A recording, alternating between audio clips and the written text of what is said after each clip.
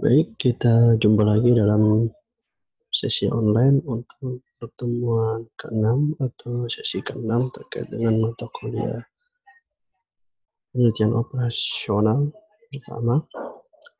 Oke, untuk sesi online ini kita akan bahas terkait analisis jaringan atau shortest route. Kenapa di sini kita bahas analisis jaringan? Nah, di sini kita akan coba mensimulasikan atau kita mencari solusi yang seefisien mungkin ya ketika ada suatu project terkait dengan instalasi, kemudian kita suatu ada terkait dengan transportasi tujuan yang terkait dengan lokasi yang akan dituju.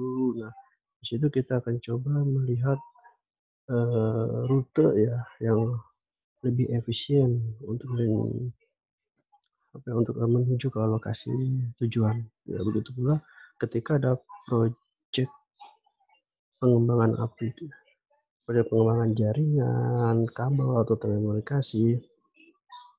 Nah, di situ kira-kira butuh berapa banyak kabel ya, misalnya kabel kalau yang dibutuhkan ya yang seefisien mungkin, tetapi dia bisa menyangkut mayoritas atau seluruh kawasan atau daerah tersebut. Nah, di sini terminologinya ya, kenapa jaringan lahir? Karena berbagai keperluan seperti transportasi, listrik, komunikasi, perencanaan proyek, aliran air, dan sebagainya. Ya, itu dia pasti akan melihat seefisien mungkin lokasi-lokasi yang dialiri air atau untuk khususnya penggunaan pipa. Ya, pipanya, ya pipa-pipa yang untuk diinstalasi ya mayoritas bisa mensuplai ke rumah-rumah warga. Ketika perencanaan proyek, ya, misalnya ada proyek terkait dengan mechanical engineering yang terkait dengan electrical. Ya. Di situ project manager dia harus bisa melihat atau mempromosikan penggunaan kabel listrik ya, yang seefisien mungkin ya. Tetapi dia bisa mencukupi kebutuhan listrik di proyek tersebut atau di bangunan yang akan gedung atau bangunan yang akan dibangun. Gitu ya. Nah, saat ini jaringan sangatlah penting ya, sebab dengan jaringan maka masalah yang besar dan rumit itu dapat disederhanakan. Ya. Ada beberapa jaringan dapat diselesaikan dengan permasalahan programa linear. Nah, jadi ada beberapa permasalahan linear jaringan ini itu bisa diselesaikan dengan program linear. Nah, berikut di bawah ini adalah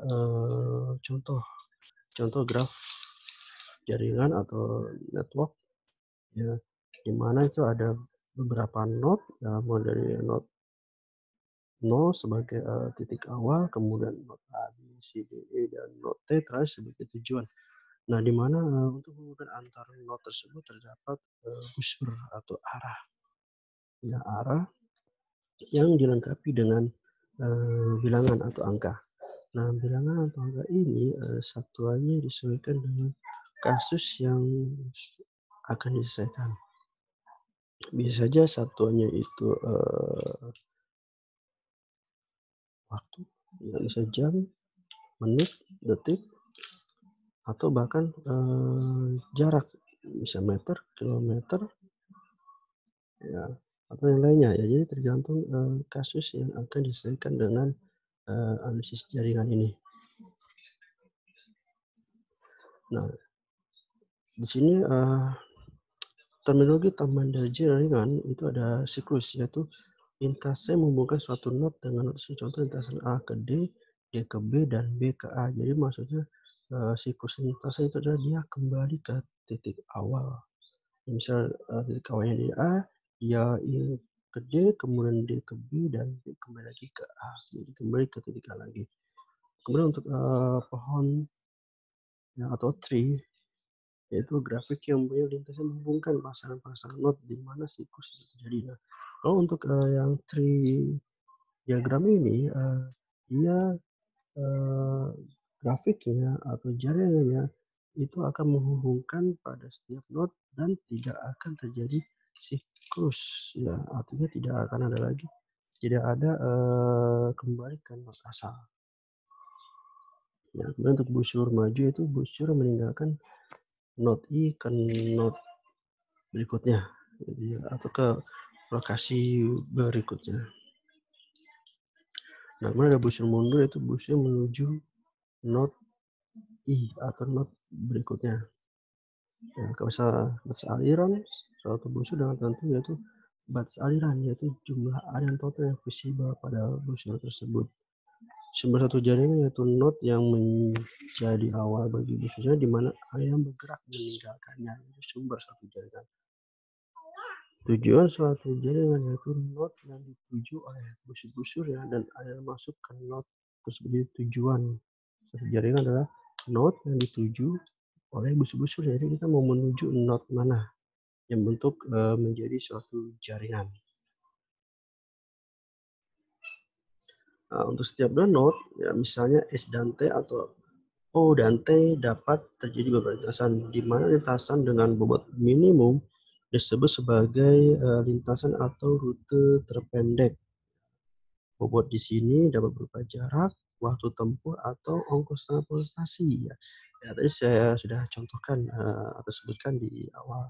Ya, jadi sekali lagi bobot pada angka yang ada di busur atau lintasan itu dapat berupa jarak, waktu tempuh, atau ongkos transportasi ya dari not menuju not lainnya, ya bentuk rute tertentu.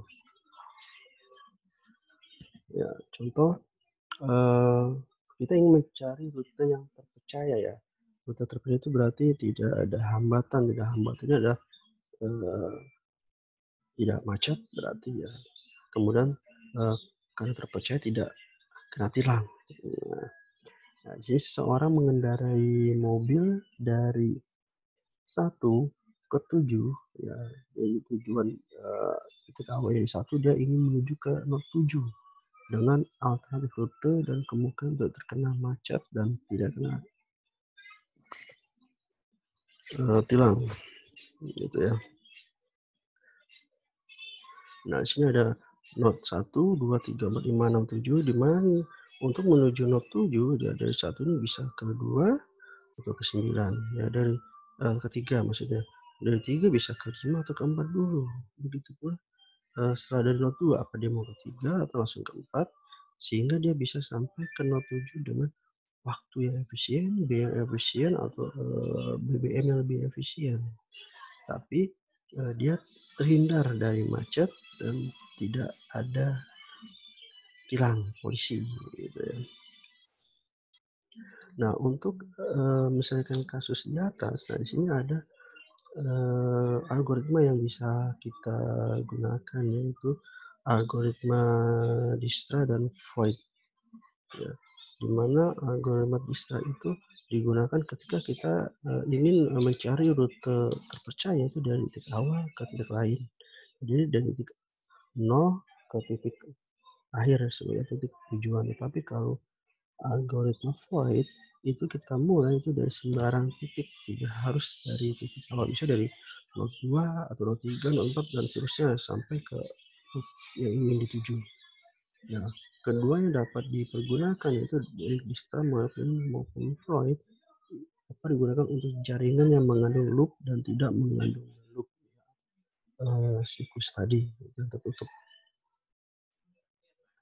Nah, untuk algoritma Dijkstra di sini ada beberapa simbol ya, seperti UI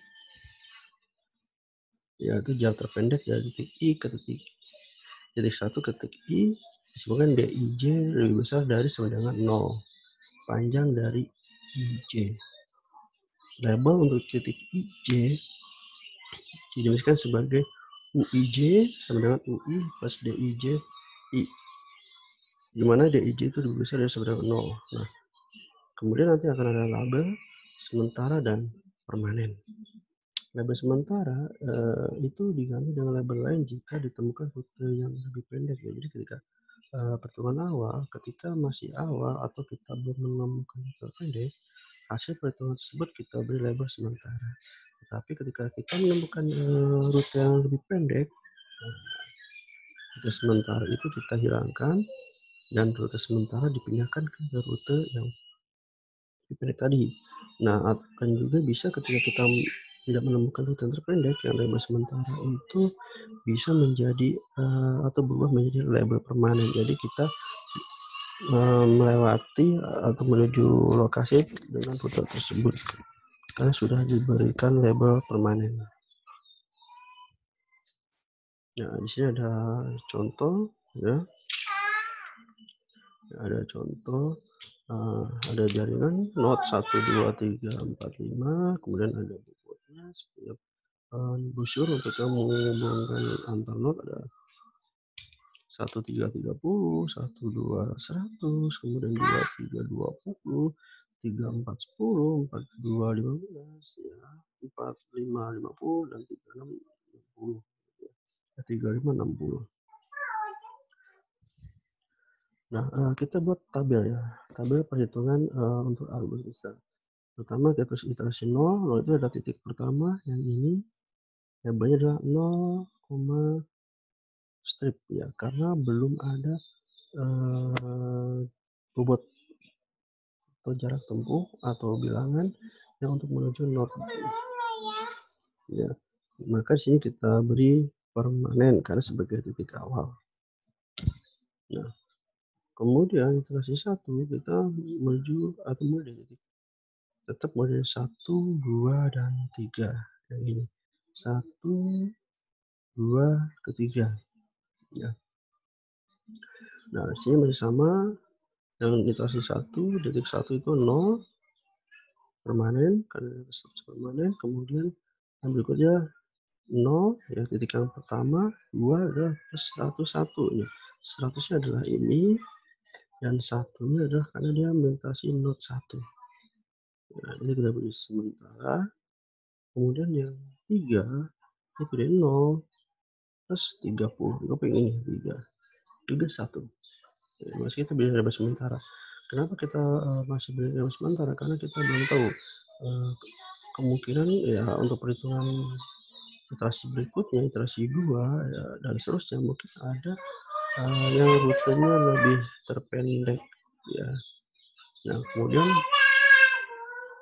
iterasi 2 ya, itu kita akan menuju ke titik 1 2 3 4 5 ya. Titik 1 sama 1 2 3 itu sama seperti yang di atas. Nah, di sini ada perubahan ya, ketika iterasi 2 kita ingin menuju titik 3 yaitu label yang di titik 3 ya, itu kita berubah menjadi permanen karena dia ternyata waktunya itu lebih cepat atau bobotnya lebih kecil dibandingkan rutenya dari 1 2 3, tapi lebih cepat dari 1 ke 3 ya, 30, maka sini permanen. Nah, kemudian titik 4 1 2 3 4 ya, ketika kita ingin menuju ke not 4 itu lebih cepat ya, ketika kita mulai dari not 1 3 4 dibanding dari 1 2 3 4 sehingga di sini diberikan statusnya permanen ya.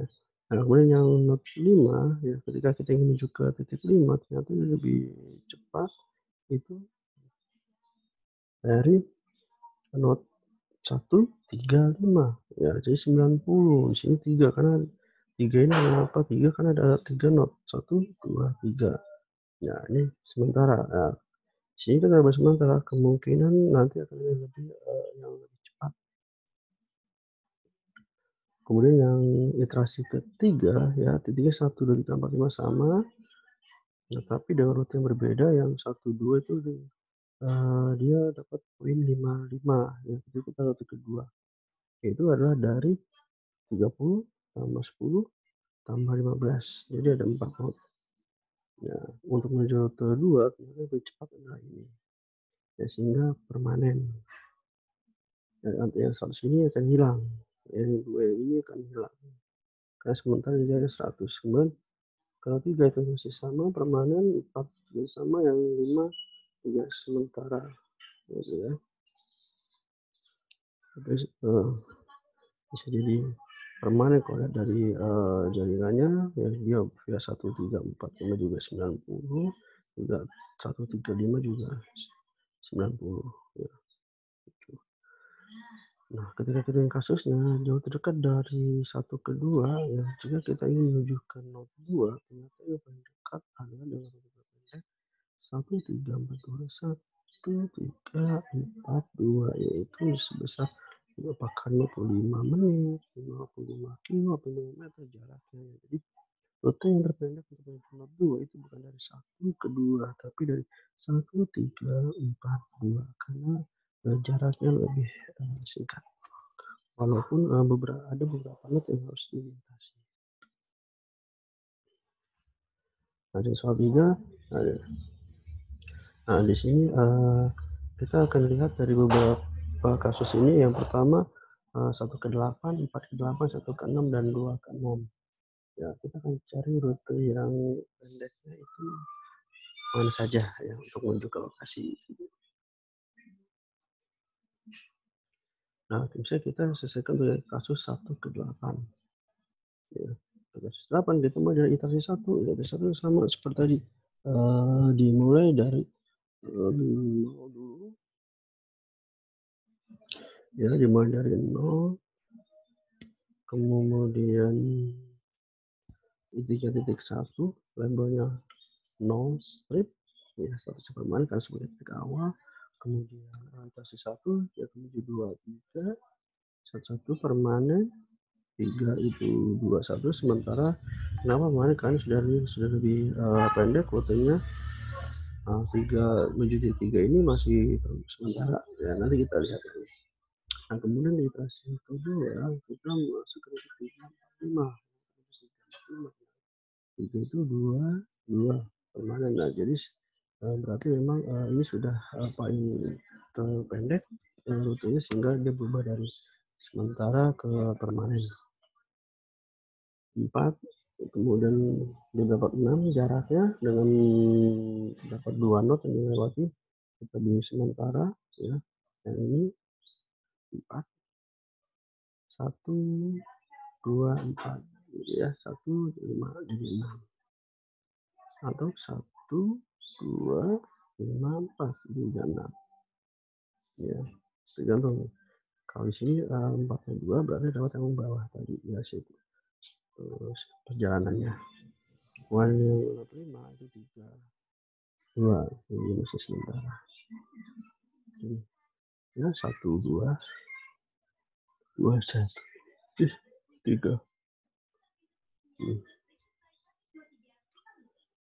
Oke, kasih 3 sama seperti yang 1, 2, sehingga untuk rute yang terpendek dari 1 ke 8 yaitu adalah 1, 2, 3, 5, 6, 8 dengan jarak 8 kilo atau meter ya.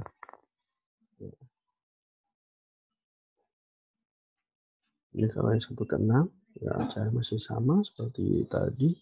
Sehingga untuk menuju 1 ke 6 rute terpendeknya 1, 2, 3, 5, 6 dengan jarak 6 meter, 6 kilo, atau waktu 6 jam atau 6 hari ya, jadi sebutnya adalah 6.